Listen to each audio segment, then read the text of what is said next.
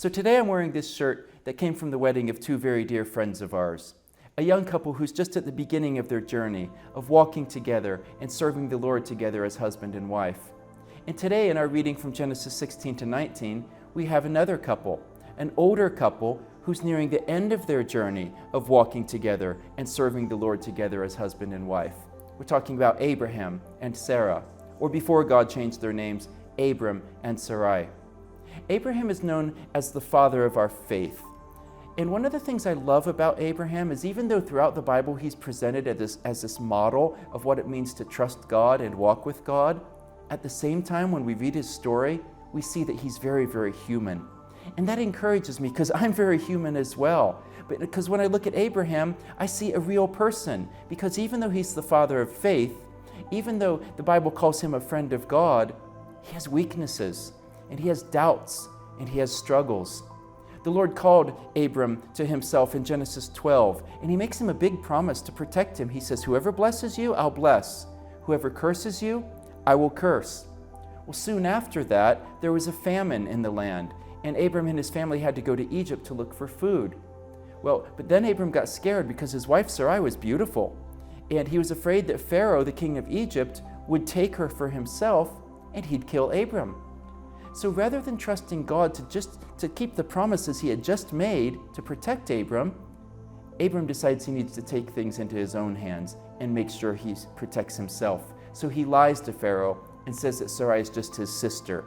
But even though Abram was faithless, God showed himself faithful. Pharaoh did take Sarai into his household, but he kept his promise to Abram to curse those who curse him. He brought a plague on Pharaoh's household. And when Pharaoh realized what was going on, not only did he give Sarai back to Abram, but he also sent him away with riches, with all kinds of cattle and donkeys and camels.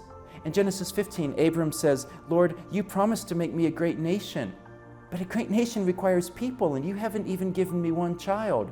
Let Eliezer, my servant, let him be the heir. Let him be the one who your covenant blessings pass on to. And the Lord took him outside at night, and he said, Abram, look at the stars. See if you can count them. And he says, that's how many descendants I'm going to give you. And it says Abram trusted him. And then God underlined his promise by reminding him of the covenant he had made, in assuring him that he will do everything that he promised to do. But after some time had gone by, he still didn't have any children. And in today's reading, we see in Genesis 16, Abram and Sarai got a little bit impatient, and they decide that God needs a little help from them to fulfill his promises. I mean, Abram was 85 years old now. Sarai was 75 years old, way too old to have kids. So they decided that Abram would sleep with Sarah's maid, Hagar, so that Abram could have children through her. And then Ishmael was born. But once again, years later, God demonstrates that he's going to be the one to make these promises happen. Chapter 17, he speaks to Abram, and he makes it clear that it's God who is God. He changes Abram's name to Abraham, which means the father of many. And God made it clear to Abraham that God is the one who made the promises, and God is the one who will keep them. He said, my covenant blessings will not come through Ishmael, the child of your efforts.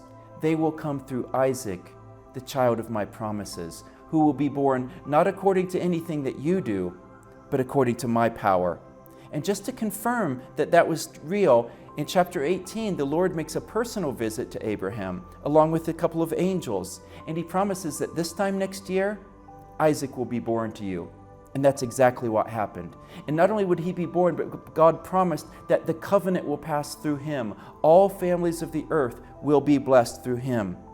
When I read the story of how God worked in Abraham's life, I'm really encouraged. Just good news, because like I said at the beginning, I'm incredibly human. Whenever I fail to trust God to really be God, Abraham's story reassures me that God's love, God's patience, and God's presence will be with me wherever I go.